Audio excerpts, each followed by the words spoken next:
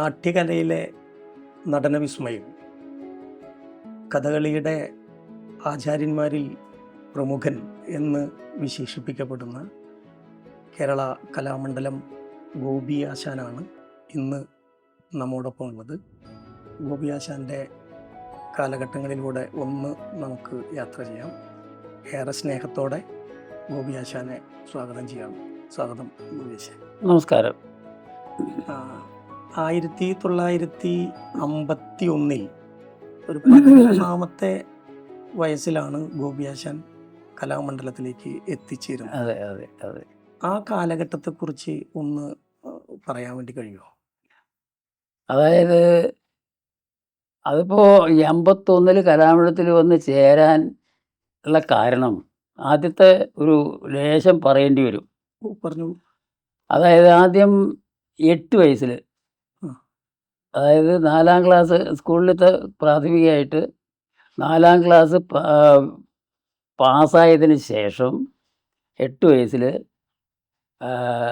ഓട്ടംതുള്ളൽ പഠിക്കാൻ തുടങ്ങി. കോതച്ചിറ എന്ന അവിടെ തന്നെ. ആ ഓട്ടംതുള്ളൽ പഠിപ്പിച്ചിരുന്നത് പരമേശ്വരൻ നമ്പീശൻ എന്ന് പറഞ്ഞ ഒരു വ്യക്തിയായിരുന്നു.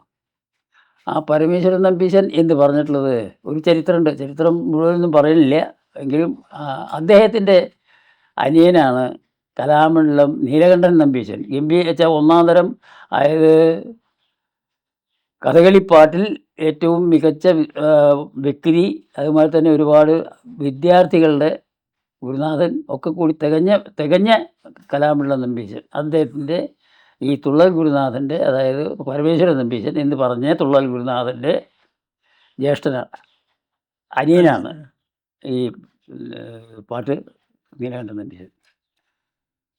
അപ്പോൾ ഈ തുള്ളൽ പഠിക്കാൻ തുടങ്ങിയിട്ട് ഒരു 2 കൊല്ലം തുള്ളൽക്കാരനായിട്ട് തന്നെ നടന്നു. അതായത് അമ്പലങ്ങളിലൊക്കെ തുള്ളൽക്കാരനായിട്ട്. അത് കഴിഞ്ഞിട്ട് തുള്ളൽ നിർത്തി, അതായത് പഠിപ്പിക്കൽ നിർത്തി. അതായത് അതിൻ്റെ ചിലവൊക്കെ ചെയ്തിരുന്നത് കോതച്ചിറ മനക്കിലത്തെ ഒരു തമ്പുരാനാണ്, 5-ാം തമ്പുരാൻ എന്ന് പറയും, അദ്ദേഹമാണ് ചെയ്തിരുന്നത്. ആ ചെയ്യൽ അദ്ദേഹം അതിന് വേണ്ടിയിട്ടുള്ള ചിലവിൻ്റെ സാമ്പത്തികമായിട്ടുള്ള കാര്യങ്ങൾ വേണ്ട വെച്ചു. അപ്പോൾ നിർത്തേണ്ടി വന്നു, നിർത്തി. അപ്പോൾ പിന്നെ എന്ത് വേണം എന്നുള്ള ആലോചിച്ചിരിക്കുമ്പോഴാണ് കൂടല്ലൂർ മനക്കിൽ, അതായത് നാറേരിയോന എന്ന് പറയും, പട്ടാമ്പിക്ക് അടുത്താണ്, അവിടെ കഥകളി പഠിപ്പിക്കുന്നുണ്ട് എന്ന് കേട്ടു. കേൾക്കാൻ അവിടെ കോതരാമെന്ന് പറഞ്ഞ സ്ഥലത്താണ്, ആ ദേശത്താണ് എൻ്റെ താമസ സ്ഥലം, അതായത് ജന്മസ്ഥലം. അപ്പോൾ അവിടെ ഒരു നാറേരി എന്ന് പറഞ്ഞ ഈ സ്ഥലത്ത് നിന്ന് ഒരു വാരര് കോതരക്കിലെ കല്യാണം കഴിച്ചിട്ടുള്ള ഒരു വ്യക്തി ഉണ്ടായിരുന്നു. അപ്പോൾ അദ്ദേഹം പറഞ്ഞു അവിടെ കഥകളി പഠിപ്പിക്കുന്നുണ്ട്, അപ്പോൾ അവനെ അവിടെ കൊണ്ടുപോയി ചേർക്കാൻ പറ്റുമോ നോക്കാൻ വേണമെങ്കിൽ എന്ന് പറഞ്ഞു. അങ്ങനെ അദ്ദേഹത്തിൻ്റെ ശുപാർശ പ്രകാരം നാറേരി മനയ്ക്ക് ചെന്നു.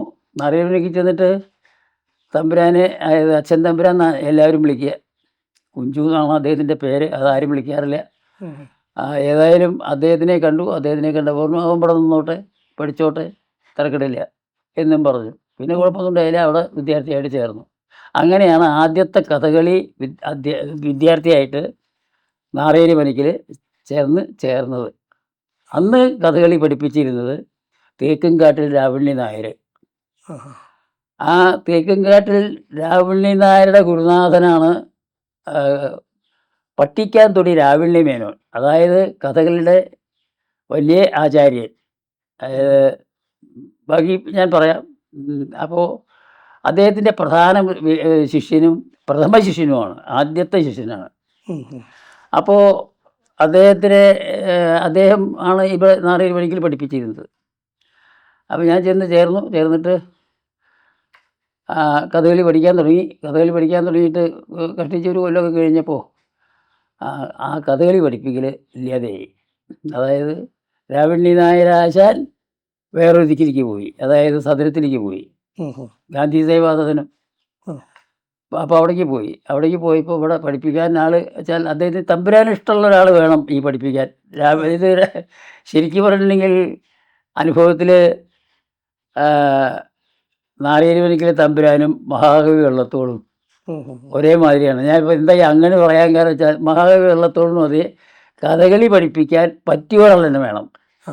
നാരായണ തമ്പുരാനും അത് തന്നെയാണ്. അതായത് പറ്റിയ ആൾ വേണം പഠിപ്പിക്കാൻ. വല്ലവരും കിട്ടിയിട്ട് കാര്യമില്ല. രണ്ടുപേരും ഒരേ സ്വഭാവം ആ സ്വഭാവത്തിനെ ഞാൻ ഇപ്പോൾ ഒന്ന് പറഞ്ഞത്. ഒരു വിശേഷണം പറയാൻ കാരണം അതാണ്. അപ്പോൾ എന്തുണ്ടെന്ന് വിചാരിച്ചിട്ടുണ്ടെങ്കിൽ അപ്പോൾ അത് കാരണം കൊണ്ട് അതവിടെ നിർത്തി. ഇത് ഈ കഥകളി പഠിപ്പിക്കൽ അവിടെ നിർത്തി. അപ്പോൾ ഞാൻ പിന്നെ എൻ്റെ കാര്യം ഒന്നുമില്ലാതെയായി. അപ്പോൾ ഞാൻ സ്കൂളിൽ ഈ 4ാം ക്ലാസ്സിൽ പാസ്സായതാണല്ലോ.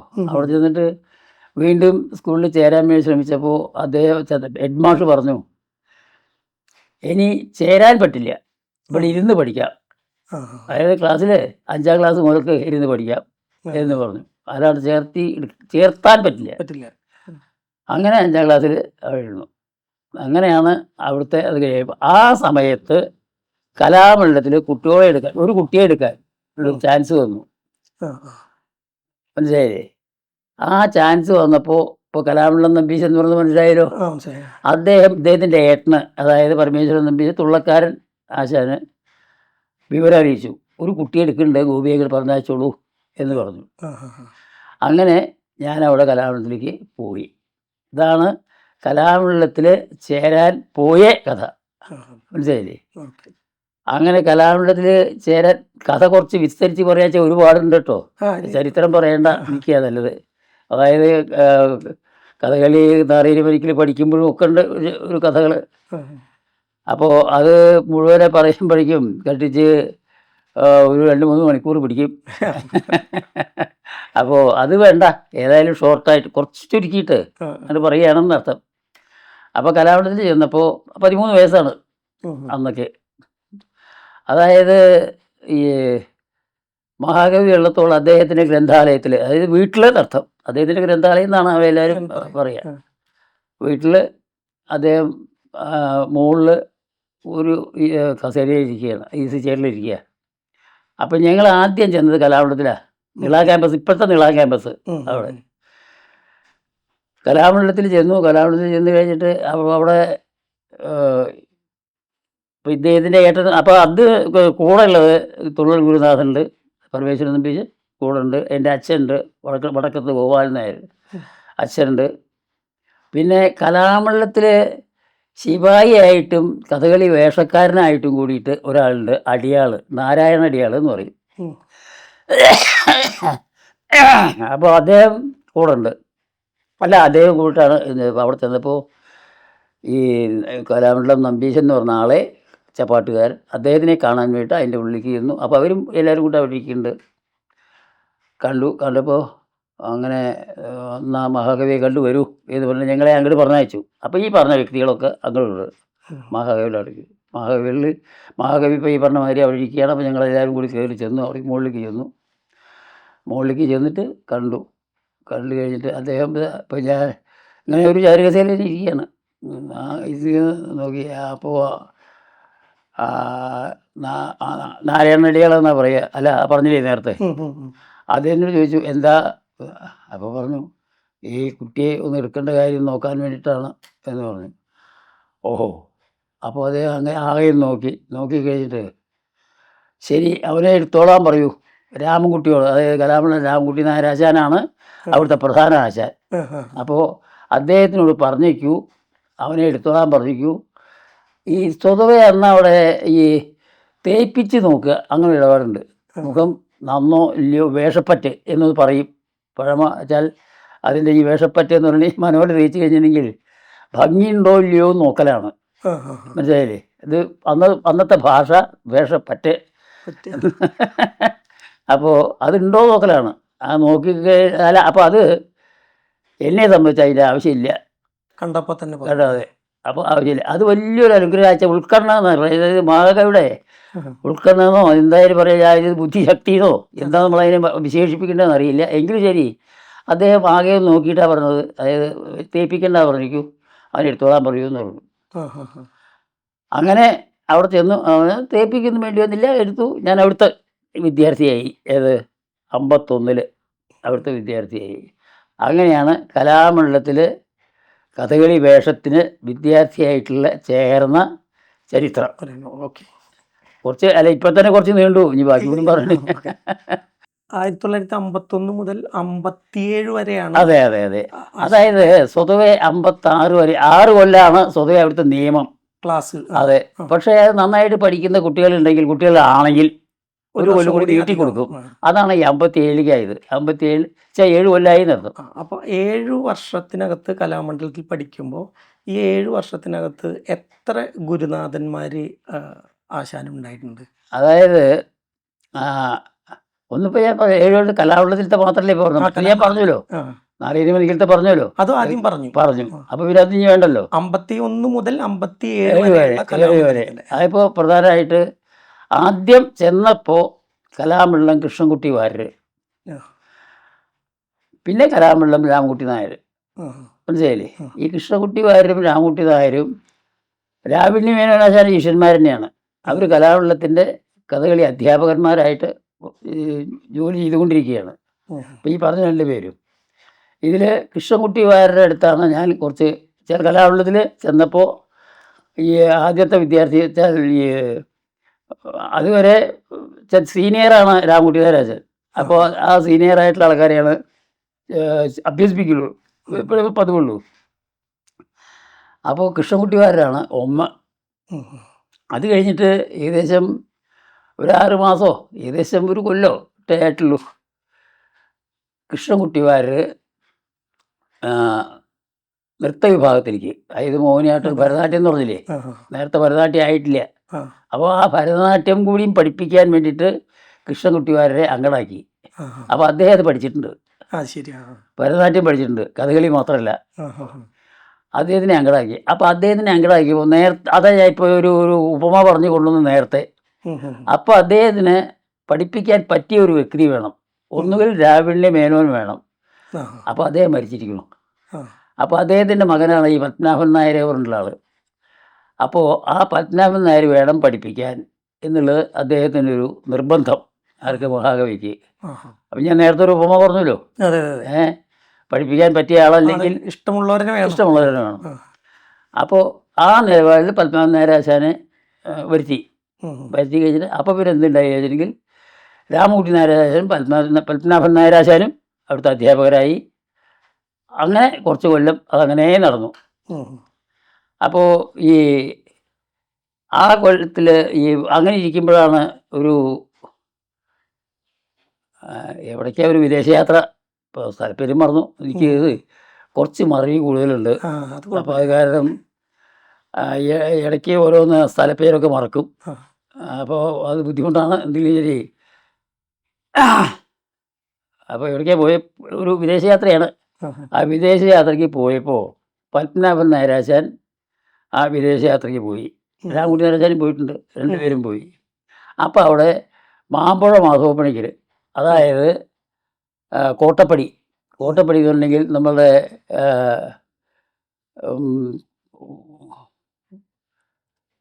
കുന്നോളം നമ്മളുടെ ഗുരുവായൂർ അടുത്തുള്ള അല്ല കോട്ടപ്പടി അതന്നെ അല്ല, നമ്മളുടെ നേരത്തെ നമ്മളെ മൂന്നരാജാവിൻ്റെ കക്കാട് ഇതാ ഞാൻ പറഞ്ഞത്, മറവി കുറച്ചുണ്ട്.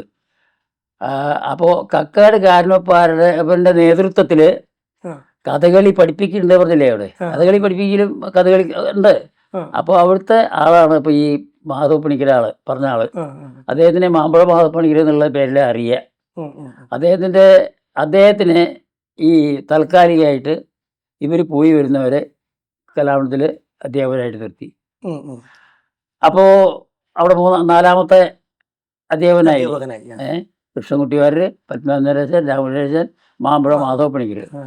അത് കഴിഞ്ഞിട്ട് കുറച്ച് എൻ്റെ പഠിത്തം കഴിയുന്നതിൻ്റെ മുമ്പേ തന്നെ സീനിയർ വിദ്യാർത്ഥിയായി. ഏതായാലും ആ കൊല്ലം തന്നെ ആ കാലത്ത് രാമൻകുട്ടി നായരാശാനും ഒക്കെ കൂട്ട്, അത് കലാമണ്ഡലം ചരിത്രം വായിക്കുക എന്നുള്ളത് ഞാൻ പറയുന്നതിനെക്കാട്ടും കുറച്ചുകൂടി നല്ലത് അതാണ്. എന്തായാലും രാമൻകുട്ടി നായരാശാനും കൃഷ്ണൻകുട്ടിപ്പികളും അപ്പുകുട്ടിപ്പികളും അവരൊക്കെ കൂട്ട് ഗാന്ധി സേവാസാധനത്തിലേക്ക് പോയപ്പോൾ അവിടെ കീഴ്പ്പടം കുമാരൻ നായരാശാൻ അധ്യാപകരായിട്ട് വന്നു. കീഴ്പ്പടം കുമാരൻ നായരാശാൻ അധ്യാപകരായിട്ട് വന്നു. അപ്പോൾ പക്ഷെ എന്നെ പഠിപ്പിക്കൽ വലിയ കാര്യമായിട്ട് ഉണ്ടായിട്ടില്ല. വേറെ ചിലവരെ ഉണ്ടായിട്ടുള്ളത്. എന്നെ ഈ പഠിപ്പിക്കാറപ്പോൾ പറഞ്ഞാൽ പറയേണ്ടത് എന്താ വെച്ചാൽ ചൊല്ലിയാടിപ്പിക്കുക. അങ്ങനെയുണ്ട്, പഠിപ്പിക്കേണ്ട കൂടി ചൊല്ലിയാടിപ്പിക്കുക എന്നുണ്ട്. അതായത് പാട്ട് പാടുന്നതിൻ്റെ കൂട്ടത്തിൽ നമ്മൾ ചൊല്ലിയാടിയിട്ട് മുദ്ര കാണിക്കുമ്പോൾ ഒക്കെ നേരെ കിട്ടാനാണ് ചൊല്ലിയാടിപ്പിക്കാതൊരു വാക്ക് പറയണത്. അപ്പോൾ അതും കൂടിയും കാര്യമായിട്ട് എന്നെ സംബന്ധിച്ചുണ്ടായിട്ടില്ല. എൻ്റെ കൂട്ടുകാരായിട്ട് മറ്റുള്ളവരെയൊക്കെയാണ് ചൊല്ലിയാടിപ്പികൾ ഉണ്ടായിട്ടുള്ളത്. ഏതായാലും അദ്ദേഹവും അവിടുത്തെ ഗുരുനാഥനായിട്ട് വന്നു. അപ്പോൾ അഞ്ചാമത്തെ ഇത്രയും പേരാണ് എൻ്റെ ഗുരുനാഥന്മാരായിട്ടുണ്ടായിരുന്നത് പറയാം. അതിൽ പ്രധാനമാണ് കലാമണ്ഡലം രാമകുട്ടി നായരും കലാമണ്ഡലം പത്മനാഭൻ നായരും. അതിൽ പ്രധാനമാണ് കലാമണ്ഡലം പത്മനാഭൻ നായർ. എന്താ വെച്ചാൽ ഈ അധ്യാപകന്മാരിൽ ഏറ്റവും പ്രധാനി 3 പേര്. അതെ, മൂന്ന് പേരെ ഏറ്റവും രാവിലെ ആദ്യത്തെ 3 പേര്. ആദ്യത്തെ 3 പേരെ മറ്റേ സുഭാഷ് പറഞ്ഞത് ശരിക്കും വ്യക്തമായില്ല. അല്ല, 3 പേരെ ഏതായി കാണണമായിരുന്നു. അല്ല, 7 വർഷത്തെ പഠനം. അതെ, അതിൽ 5 അധ്യാപകരുണ്ടായി ആശാനെ പഠിപ്പിക്കാൻ വേണ്ടി. അതെ, 5 ആശാന്മാരുണ്ടായി. അതെ. അതിൽ ആശാന്റെ മനം നിറച്ചത് 2 പേരേ ഉള്ളൂ. 2 പേരല്ലേ? 2 പേരേ ഉള്ളൂ. അതായത് രാമകുട്ടി നായരാശാനും പത്മനാഭൻ നായരാശാനും. മറ്റവരൊക്കെ താൽക്കാലികമായിട്ട് ഉണ്ടായിരുന്നു, വന്നുപോയി എന്ന് പറയാൻ പറ്റുമോ? അതേ സംശയം തീർക്കാതെ ചോദിച്ചത്. അപ്പോ ഇവർ 2 പേരെയാണ് പ്രധാനമായിട്ടുള്ളത്. അങ്ങനെ ഈ അധ്യാപകർ, ഏതായാലും അധ്യാപകരാകെ 5 പേര് അവരുടെ കീഴിൽ പഠിച്ചു എന്ന് തന്നെ പറയാം. ഇതാണ് പ്രധാനമായിട്ടുള്ളത്. ആശാൻ ഈ 1927 കക്കാട് കോവിലകത്തിലെ മുകുന്ദരാജ ആശാനുമായിട്ട് ആണ് മഹാകവി വെള്ളത്തോൾ ഒരു സൊസൈറ്റി രൂപീകരിച്ചിട്ടാണ് കലാമണ്ഡലത്തിന്റെ തുടക്കം. അതെ, അല്ല, അത് അതിന്റെ മുമ്പേ കക്കാട് കാരണവപ്പാടുമായിട്ടൊരു സംസാരവും അതിനെ സംബന്ധിച്ചൊരു ഒരു തീരുമാനത്തിന് വരാൻ കാരണം കാരണവപ്പാടായിട്ടുള്ള സംസാരത്തിന്റെ ശേഷമാണ്. കാരണവപ്പാട് ആയിട്ട് സംസാരിച്ച് അപ്പൊ ഇദ്ദേഹം എന്തുണ്ട് വെച്ചാൽ അവിടെ കഥകളി പഠിപ്പിക്കേണ്ടി വന്നില്ലേ? കക്കാട് കാരണവപ്പാടുടെ കോലോത്ത് കഥകളി പഠിപ്പിക്കേണ്ടി വന്നില്ലേ? അപ്പൊ അത് കാണാൻ മഹാകവി ചെല്ലും. അപ്പൊ അവിടെ മുകുന്ദരാജാവും ഉണ്ട്. മനസ്സിലായില്ലേ? അങ്ങനെയാണ് അവർ തമ്മിൽ സുഹൃത്തുക്കളായത്. മുകുന്ദരാജാവും മഹാകവിയും കൂട്ടി സുഹൃത്തുക്കളായത്. അപ്പോ ഇത് മറ്റേ കാരണവപ്പാടിന് കഥകളി വലിയ ഇഷ്ടമായ കാരണം കൊണ്ടാണല്ലോ ഈ പഠിപ്പിക്കാന്നുള്ളത്. അവിടെ ഒരു കഥകളി യോഗം ഉണ്ടാക്കി തീർക്കുന്നത്. അപ്പൊ അദ്ദേഹമായിട്ടാണ് പിന്നെ ചർച്ച ആകെ ഒന്ന് ഉരുത്തിരിയാൻ വേണ്ടിയിട്ട് ഉണ്ടായത്. അപ്പൊ അത് മറ്റേ അദ്ദേഹം പറഞ്ഞു, നിങ്ങൾ ആലോചിച്ച് തീരുമാനിക്കും എന്ന് പറഞ്ഞിട്ടാണ് മുകുന്ദരാജായിട്ട് പിന്നെ തുടക്കം തുടങ്ങിയത്. പിന്നെ 1930 രജിസ്റ്റർ ചെയ്ത് തുടങ്ങി 36 ചെറുതുരുത്തിയിൽ കലാമണ്ഡലം. അപ്പൊ കുന്നംകുളത്തും ഇത് വേറൊരു കാര്യത്, ഞാനും അതൊക്കെ ശരിക്കും പറഞ്ഞില്ലെങ്കിൽ അന്ന് ഞാൻ കുട്ടിയാണേ. അല്ല, തറപ്പിച്ച് പറയാനേ ഈ ബുദ്ധിമുട്ടെന്താ വെച്ചാൽ അങ്ങനെ ഏത് കൊല്ലം എന്നൊക്കെ പറയാൻ കുറച്ച് ബുദ്ധിമുട്ടാണ്. പക്ഷെ എങ്കിലും ശരി, അവർ 2 പേരും കൂട്ടാണ് കലാമണ്ഡലത്തിന്റെ. അല്ല, എന്റെ ചോദ്യം അതല്ല ആശാൻ.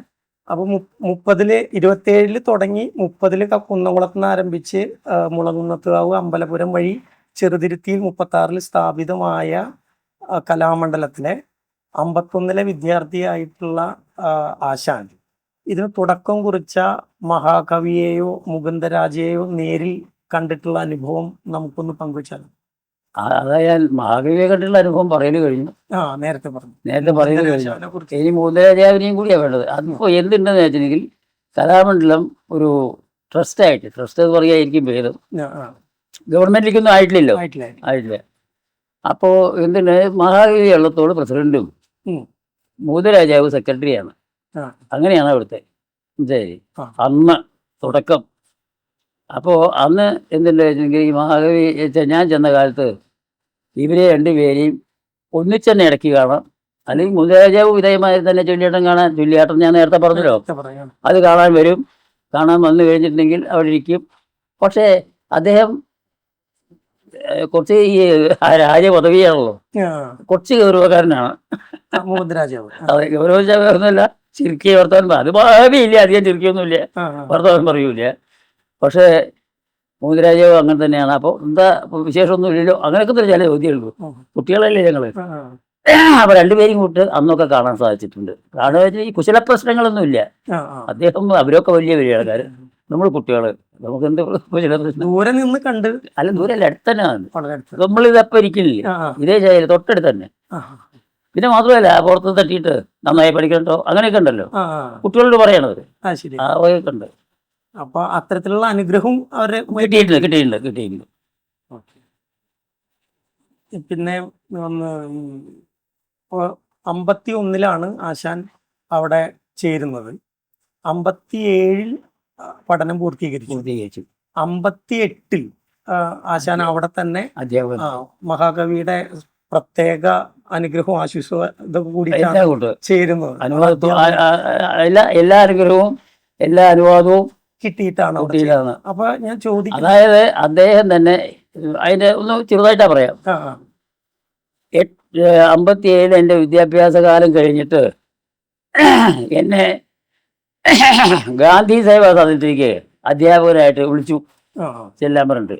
അന്ന് ഗാന്ധി സേവാസനത്തിൽ കുമാരേട്ടനാണ് അവിടുത്തെ സെക്രട്ടറി എന്ന് പറഞ്ഞാൽ അവിടുത്തെ വ്യക്തി, അവിടുത്തെ സകലതും കൊണ്ടു നടത്തുന്ന മഹാൻ എന്നർത്ഥം.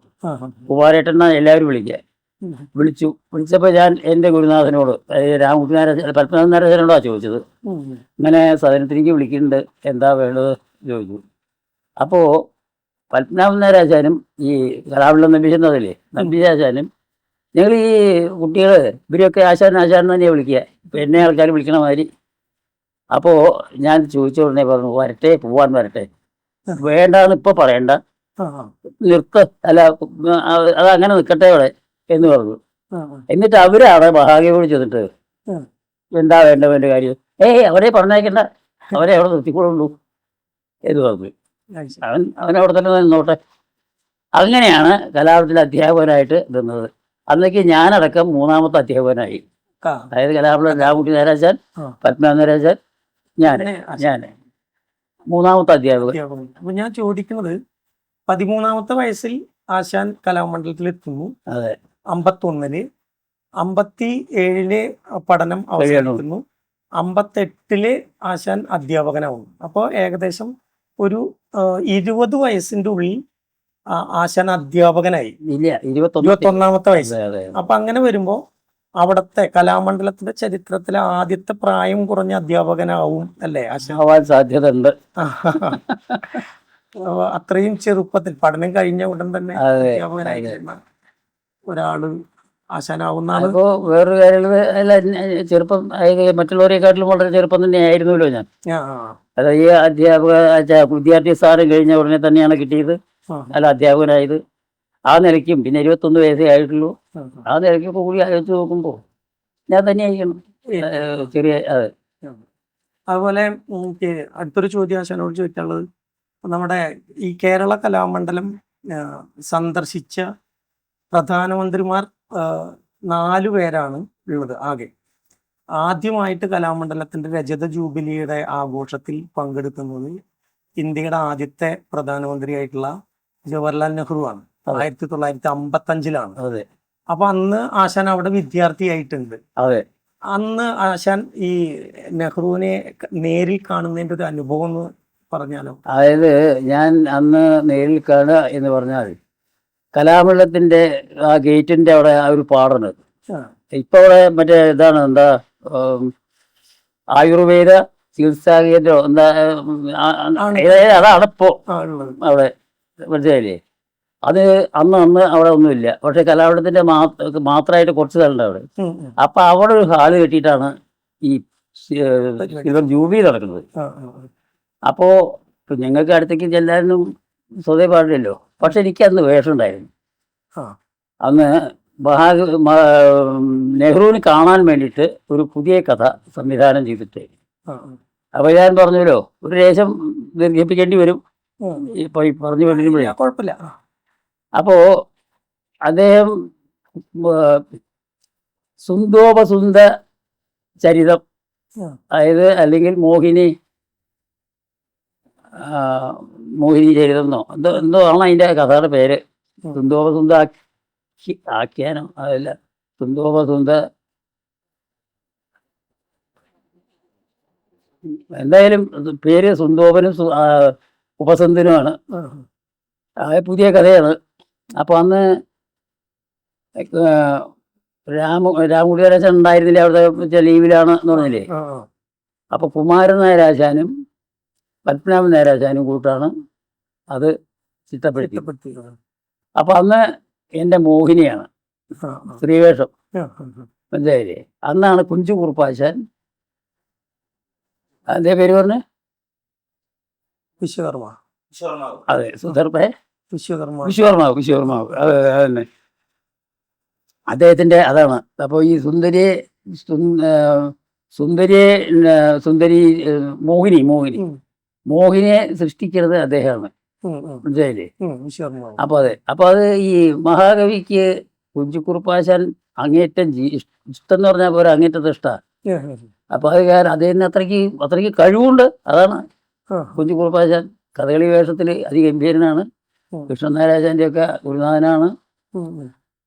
അല്ല, അപ്പോൾ എന്തുണ്ട് ഇനി അദ്ദേഹമാണ് അതിൻ്റെ ഈ സുന്ദരി മോഹിനിയെ സൃഷ്ടിക്കുന്നത്. ഉം, ഉം. അപ്പോൾ കുഞ്ചുകുറുപ്പാശാൻ്റെ ശിഷ്യത്വം കൂടി, അപ്പോൾ ഒന്നുകൂടി ഒരാളും കൂടി ആയിട്ടോ. ആയി, ആ.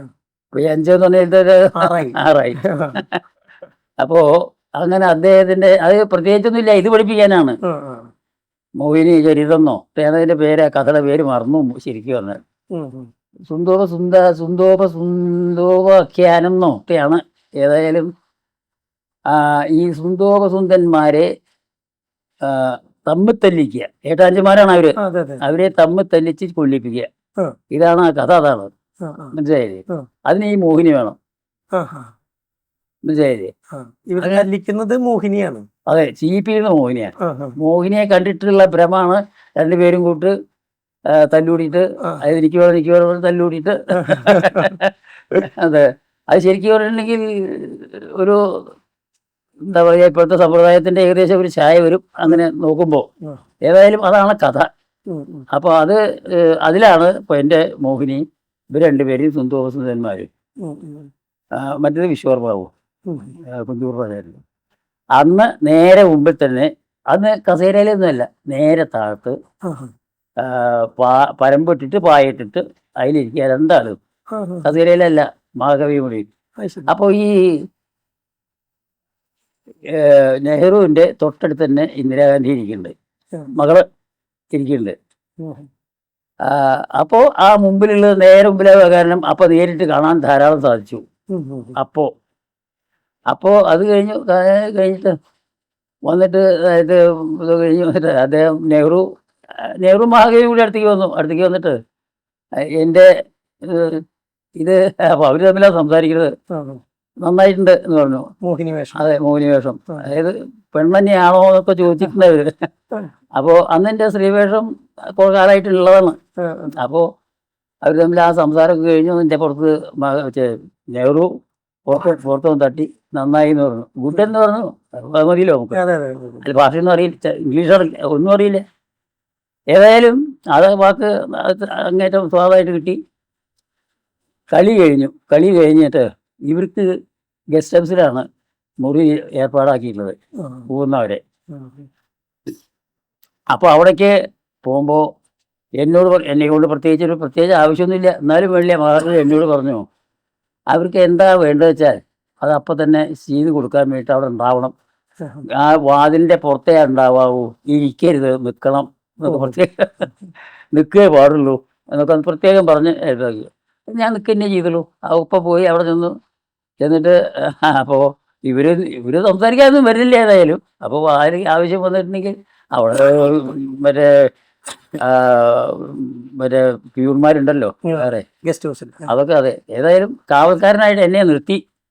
അത് നിർത്താൻ അദ്ദേഹത്തിന് എന്നെ ഇഷ്ടം, അതായത് മഹാകവിക്ക്. അപ്പോൾ പിന്നെ ഈ മാത്രമല്ല, ഈ വേഷം കണ്ടിട്ടുള്ള സന്തോഷം അദ്ദേഹത്തിനുണ്ടല്ലോ, നെഹ്റുവിന്. നെഹ്റുവിനുണ്ട്. അതെ, അപ്പോൾ ഈ നെഹ്റുവിനും മറ്റേ ഇന്ദിരാഗാന്ധി താമസിക്കുന്ന അവിടെ ഒരു കാവൽക്കാരനായിട്ട് നിൽക്കാനുള്ള ഭാഗ്യവും ഉണ്ടായി. അതെ, അന്നത്തെ പ്രധാനമന്ത്രിയുടെ ഒരു കാവൽക്കാരനായിട്ട് നിൽക്കാൻ സാധിച്ചു. അതും ഒരു മഹാഭാഗ്യമായിട്ട് കണക്കാക്കണം. അല്ല, അങ്ങനെ പറയുകയാണെന്നുവെച്ചെങ്കിൽ ചെറുപ്പത്തിലെ, അതായത് കൊച്ചു കുട്ടിയായ ഇന്ദിരാഗാന്ധിനെയും അതിനുശേഷം 1980 ഇന്ത്യയുടെ പ്രധാനമന്ത്രിയായിട്ടാണ് പിന്നീട് രണ്ടാമത്തെ ഇന്ദിരാഗാന്ധിയുടെ വരവ്. അതെ, അപ്പോൾ 55 കൊച്ചുകുട്ടിയായ ഇന്ദിരാഗാന്ധിനെയും 80 പ്രധാനമന്ത്രിയായ ഇന്ദിരാഗാന്ധിനെയും കാണാനും സ്വീകരിക്കാനും ഉള്ള ഒരു ഭാഗ്യം ആശാനിൽ ഉണ്ടായിട്ടുണ്ട്. ഉണ്ടായി എന്ന് വെച്ചാൽ രണ്ടാമത് ഞാൻ അധ്യാപകനാണ്. ആ ആദ്യം വിദ്യാർത്ഥിയായിരുന്നു, ആ. പിന്നെ രണ്ടാമത് അധ്യാപകനാണ്. അപ്പോൾ അന്നൊക്കെ അന്ന് ഇപ്പോൾ ഈ പറഞ്ഞത് ഇപ്പോൾ അന്ന് ഉണ്ടായിരുന്നു പറഞ്ഞില്ലേ, അവർക്കും ഓർമ്മ ഉണ്ടായിരുന്നോ എനിക്കറിയില്ല. ആ സംസാരമൊന്നും എനിക്ക് ഉണ്ടായിട്ടില്ല. ആ ആ പ്രധാനമന്ത്രിയായിട്ട് വന്നപ്പോൾ ആ സംസാരത്തിൽ നിന്നും എന്നെ കണ്ടപ്പോൾ പ്രത്യേകിച്ച് ചിരിക്കലും ഉണ്ടായിട്ടില്ല. അല്ല, അപ്പോൾ അതും കുട്ടിയായിരിക്കുമ്പോഴല്ലേ കണ്ടിട്ടുള്ളത്. 80 ആയപ്പോഴേക്കും ഞാനങ്ങോട്ട് ആളിനെ മാറി, സാഹിത്യം മാറി. അപ്പോൾ അത് കാരണം കൊണ്ട് പരിചയം, അത് പിന്നെ നമുക്ക് നോക്കേണ്ട ആവശ്യമില്ല. അവരെ സംബന്ധിച്ച് ഇത്രയും പരിചയമുണ്ട്, ഇതൊന്നും നമുക്ക് നോക്കേണ്ട ആവശ്യമില്ല. നോക്കിയാൽ അങ്ങേറ്റം അപകടമാണ്. അതായത് പരിചയമുണ്ടോ എന്നൊക്കെ ചോദിച്ചാൽ ചെല്ലാൻ പറ്റൂലല്ലോ.